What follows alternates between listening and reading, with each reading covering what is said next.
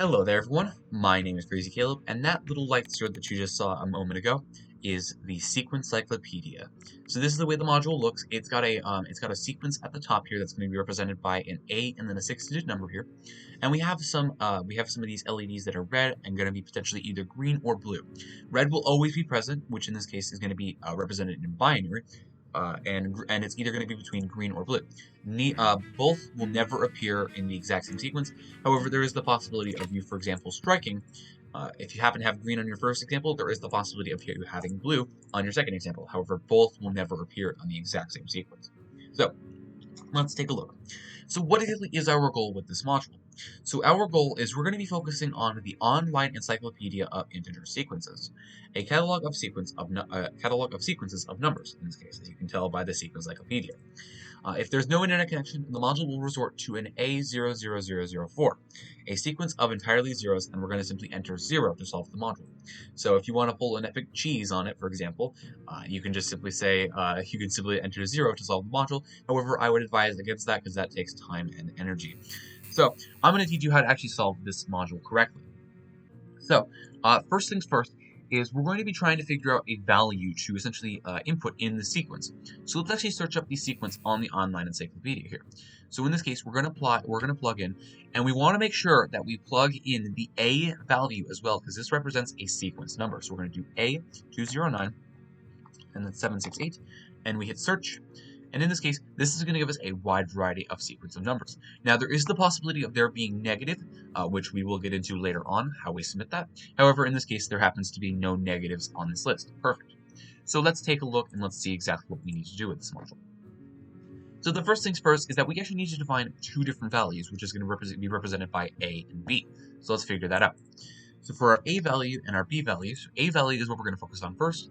The LEDs at the bottom are going to be representing a binary number, and the red LEDs are going to be zeros guaranteed, and the non-red LEDs are going to be 1 guaranteed. There's no way that these guys are going to ever switch for no reason, and this is going to be essentially the first part of this module. So in this case, our binary sequence is going to be 101100, 1100, the most significant bit being at the leftmost side. That would make sense. So I'm going to simply write out the bases, the powers of binary and how they work here. So in this case, we're going to do a 512, then a 256, then a 128. At this point, by the way, I expect you to kind of know binary. If you're learning this as your first module, not advised. I would advise you to know how to do binary. Binary is one of the essential concepts at this point. However, if you feel free to learn this module, please, by all means, continue. Then we have 64, then we have 32, then 16, then 8, then 4, then 2, then 1. Okay, and this should be 10 individual numbers, which in this case is 1, 2, 3, 4, 5, 6, 7, 8, 9, 10. And if we select all these binary digits, it represents 10 different columns. So in this case, it is going to be true. So now what we're going to do is the bits that apply in the bits that are in the ones positions, in this case, is the numbers that we're going to add up. So in this case, we're going to add 512 plus 128 plus a 64. Skipping over 2, we're going to skip over the 32 and the 16. This is going to give me a 8 and 4. And just like that, we have received this number. So now this number that we got in from binary number to base 10, which in this case is decimal, this number will be represented our A. So A will be 716. This is expected to be a very high value, which we will use later on. And B is expected to be a much, much, much lower value. So in this case, let's take a look at what B is. So now, B is going to be gathering the number of numbers listed on the sequence that was used on the module. So in this case, if we take a look here, what we essentially want to do is we want to essentially count up how many numbers or how many numbers are in this sequence, essentially. And that's what we're going to note down as B. Now, word of advice, I would advise against, for example, using this link bit right here, which represents table of n, a, n for n equals 1, and 53. I would advise you to simply just count these positions. It just makes your life so much easier. So let's take a look.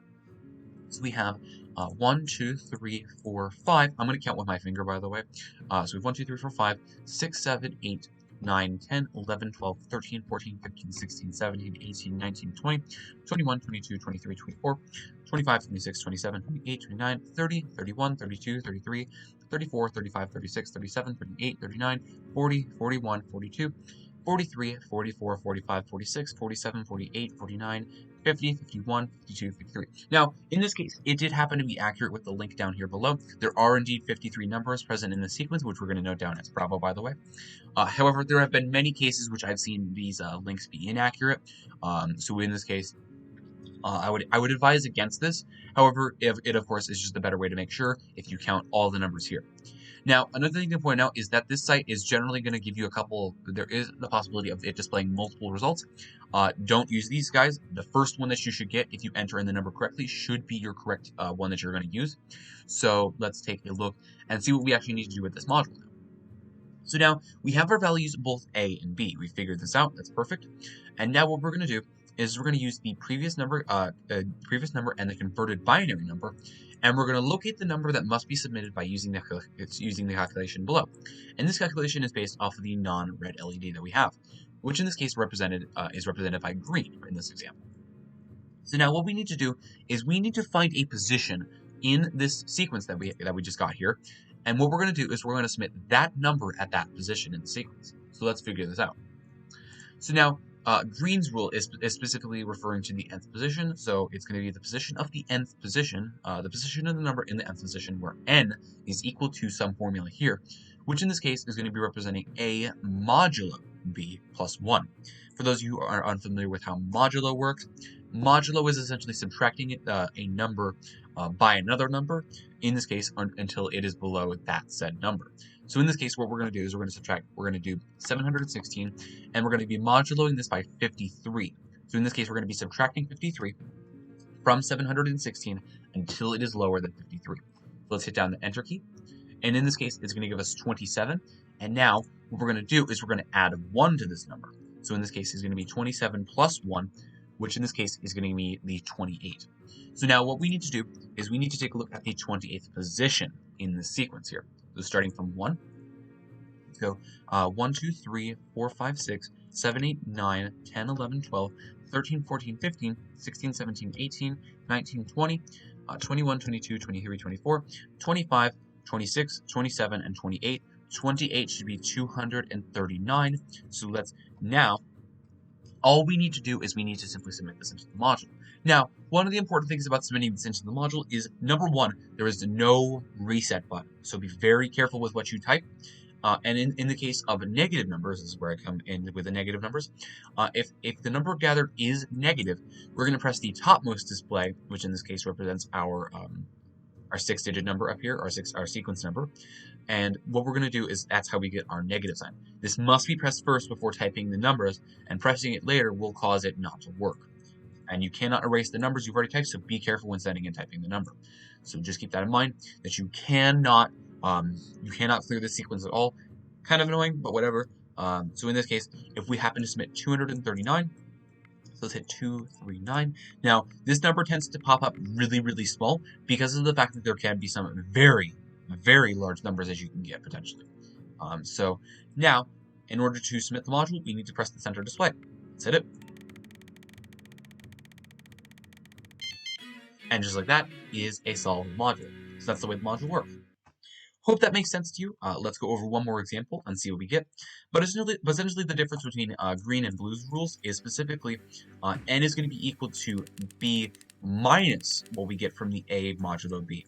So in the example of green, there is the possibility of there being 0. This is like the 0th position. That does not make sense. That's where the add 1 comes into place here to save you from that.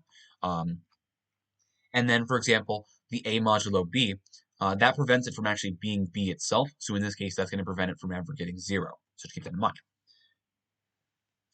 But that's essentially what's the big differences between the rules. Both of them are fairly simple, and none of them are really going to cause that much of an issue.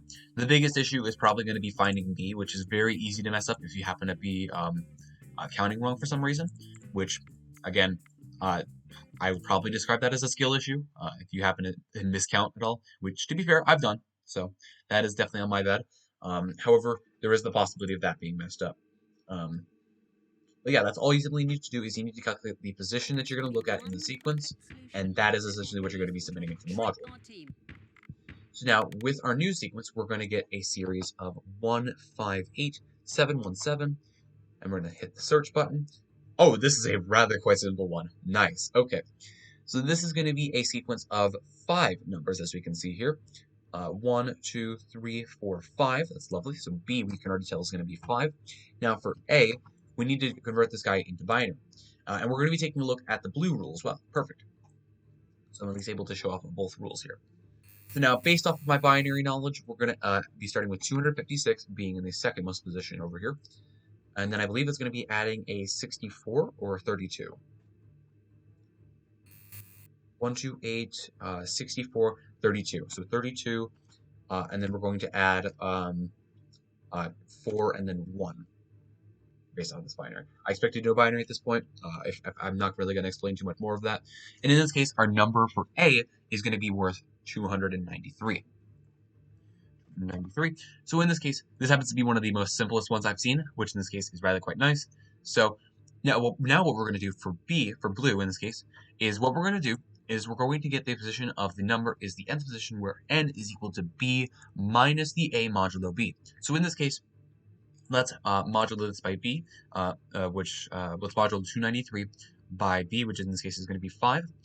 We're going to subtract 5, or in this case, it should be 3. It should result and end up being a 3. I'm correct. So let's just hit it. So in this case, yes, it's going to give me a 3. We could have simply just taken the least significant digit, which in this case was just 3, modulo that by 5, and that would have been a result. So in this case, we're going to take 3. Now, we're not necessarily looking at the third in the sequence. What we need to do now is we need to subtract this result that we got from Bravo. So in this case, it's going to end up being a 5 minus 3, which is going to give us a 2. And what we're going to do is we're now going to submit the second number in the sequence, which in this case, if we take a look here, 1 and 2, that's going to give us a result of 149. So 149 is going to be our answer. Note to self, in case I didn't mention this already, this first value will never be equal to 0, ever. It will always be, in this case, the 0 will always be equal to 1. The very first value that you get is always equal to the first position. You will never get a 0th position. That's very important to note. So now we're going to hit the submit button, which is the center display, authenticating, and just like that is a solved module. As always, thank you guys for watching. Remember to stay crazy, stay cool, and I will see you guys in the next one. Bye-bye.